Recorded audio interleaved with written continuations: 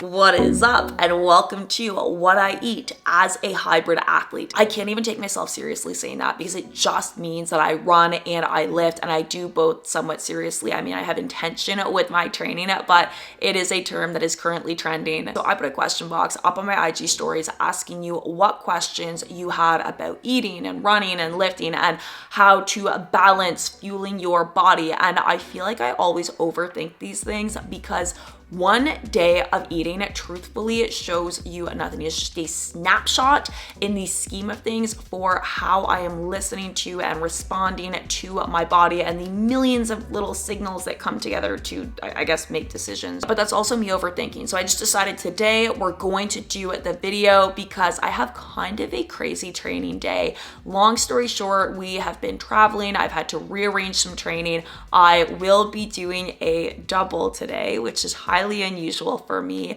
So a hard running workout as well as a hard weightlifting workout. The reason I don't normally do both of those things on the same day is because I try to spread out my intensity throughout the week so that I can recover better and perform better and actually have energy for living and functioning like a human being. But sometimes this is just the reality. So we're gonna start with what I eat the night before running. Hello, good to see you. That is actually not for you. Hello, baby. So we're getting things going for dinner. Tonight I am making a pesto gnocchi, which has quickly become one of my favorite weeknight dinner recipes because it is high in protein, it's packed full of greens, and it comes together in under 3. I've been doing a pistachio base on the pesto lately, which makes it so much more green and vibrant, and then I just use the store-bought gnocchi, so it is super speedy. Now, should we talk about your fueling? Because it has changed with running. One change we've made is we have added supplements to his routine. So every day he takes the Pet Honesty multivitamin 10-in-1, as well as their hip and joint health. What I like about this brand is they're formulated by a PhD animal nutritionist and then backed by real pet parents. If you take a look at their ingredient list, you will see things that you recognize like oat flour, ground flaxseed, sweet potato powder. There are no fillers like corn, wheat, or soy. We've got both in the chicken flavor, but I know they've also got bacon flavor, peanut butter flavor. We've only tried these products so far, but they have multivitamins, probiotics, seasonal allergy relief, supplements to support every dog or cat's needs. I try to split up when I'm giving him these. The multivitamin is recommended right before mealtime, where the hip and joint health is recommended with or following a meal. I already gave him his multivitamin this morning, but I'll typically just mix these in with what he's eating to keep it easy. If you wanna check out Pet Honesty for yourself, they have done an offer for our community where you can save 25% off your order on pethonesty.com and on my Amazon storefront. So I'll put all the info in the description box down below.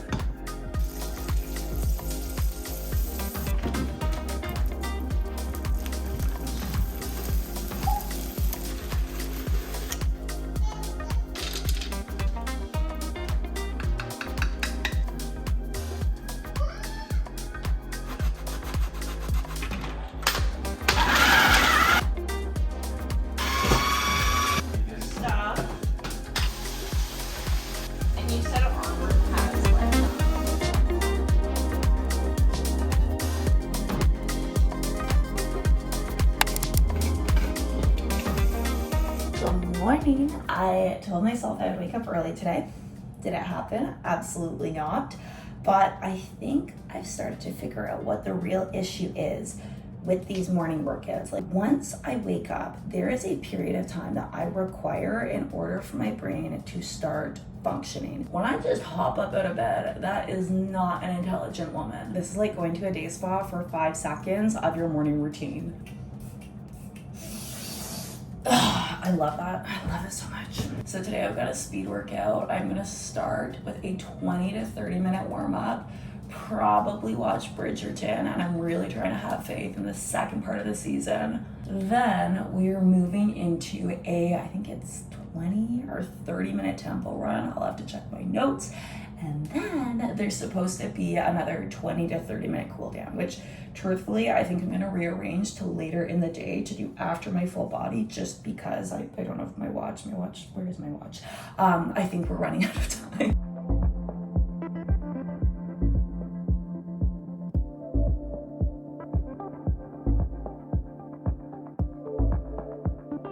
number one question was, what do you eat before an early morning run? And the truth is that I don't. I have a normal dinner the night before. Maybe I'll have it a little bit later. Maybe I'll have a slightly more carb heavy recipe or bigger serving, but I just wake up in the morning and I get running. I hate morning running. It's not that I'm not a morning person, it's that I'm not a morning runner, because when I wake up, I like time to marinate. I like time to settle into the day, kind of get things going mentally, like forget about doing anything physically. And especially on a day like today, where I'm already struggling, where I know that it's going to be a high intensity, very challenging workout, the idea of eating, of interrupting that process, I don't want to give myself an excuse. I don't want to give myself an out. I don't want to worry about, well, what if this upsets my tummy? And the answer is probably, because I'm an IBS girly, and there's a very fine line of what I can eat and when before running. There's definitely people on the internet who would say, oh, you're under fueling, this isn't healthy. But the way the math is mathing for my body, I would rather under fuel just a little bit theoretically versus I am team 10, I am team Cressida. I am 100% not on board with Eloise's behavior.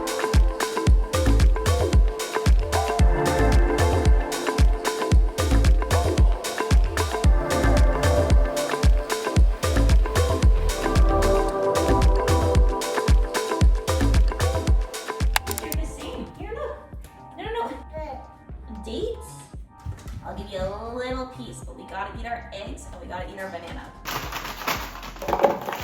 So this is breakfast part 1 / my post run. I tried this recipe last week. It is the Erewhon Hailey Bieber strawberry glaze smoothie, made at home, obviously. I put the full recipe on TikTok and made a few ingredient swaps, one of which was swapping the sea moss gel for aloe vera gel, because that's all I could find. And apparently this has been shown to ease IBS symptoms. Very interesting. I need to do more reading, but it's worth trying because I have been struggling.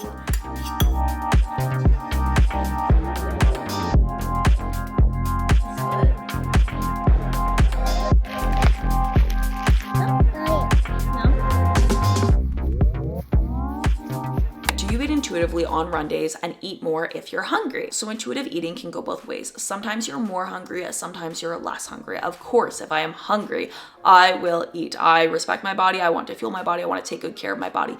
But I would not label my approach as strictly intuitive eating. I would identify more as a mindful eater, because if I only ever listened to what my body was telling me, I would have the most random eating routine. I'm often not hungry immediately after running. High intensity exercise as well as training in the heat can blunt your appetite temporarily, like keyword temporarily, because when your body catches up to the fact that, hey, you've just burned a ton of calories, you're going to end up hangry, and that is how you can get into the cycle of running and then binging or overeating. So where mindful eating comes in for me is that because I'm aware of this cycle, because I'm aware of what my body is experiencing, I can consciously choose to not listen to my body's intuition or lack of hunger immediately after running and say like, cool, but I know where we're gonna end up. Have a small snack, have something to eat so that I can avoid that big spike in hunger later on. Breakfast part 2, baby. We love a lazy but healthy recipe. This has also been a staple for my picky little eater bean. It's chopped spinach, sauteed, scrambled with shredded cheese and eggs, then served over rice cakes with mashed avocado. I put cottage cheese in with the avocado, so it's higher protein. So easy. Timing and what to eat pre and post run. The way I think about it is pre-run, you want to eat enough to fuel your performance. The catch is that you are balancing that with digestion, because if you eat too close to running, you risk not having your food digested properly, not having access to that energy, and getting an upset tummy, which can sideline, like just ruin your training. Whereas if you eat too far before running, does that even make sense? Like too early, you might have to top up with a little snack before running. Post run, you want to avoid that energy crash and hunger spike. So it's good to have something shortly after running, preferably with carbs, as that is the main source of energy that you are probably using. But you have a lot more flexibility with your post run routine because you're no longer battling against your digestion.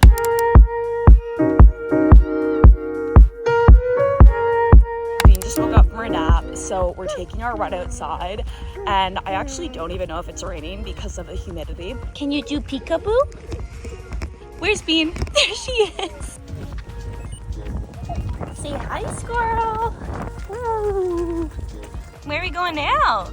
Are we going to the swing? Oh, good job. You want mommy to spin you? Go on the wet playground for very long. Look at you on your bike. Oh, vroom, vroom. Big bike girl. Is it the belly button again? Yep. I've been making this salad for going on probably 4 months now, and I love it because it is high in protein. I just use rotisserie chicken. It's got a ton of veggies, a lot of fiber, and it's a really good way to catch up on your nutrition if maybe you feel like you've been lacking a little bit of the greens earlier in the day, which I often do with running.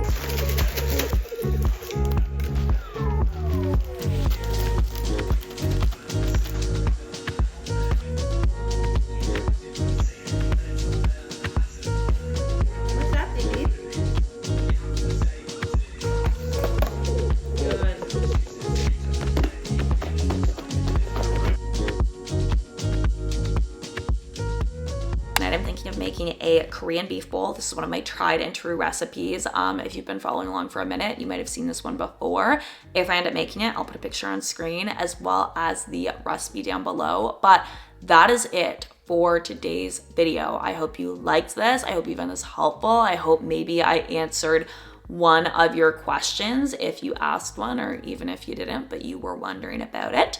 I always feel a bit weird at making these eating videos because I am at such a positive place with food now. I love food, I love cooking, I love trying new recipes, but I almost get self-conscious about being at a good place with food because I remember the lens that I used to look at these videos through, right? And think, oh, you know, if she looks like that or if she works out like that, then I should be eating like that. I should be copying that. And I just completely drew the wrong conclusions from these videos. Honestly, the best thing I did for my eating and my relationship with my body was to tune out everything that everyone else was doing, educate myself, and then work to integrate that education with the wisdom of what my body has been trying to communicate. That to me is mindful eating. So if you made it this far, thank you so much for watching, and I can't wait to see you in the next video.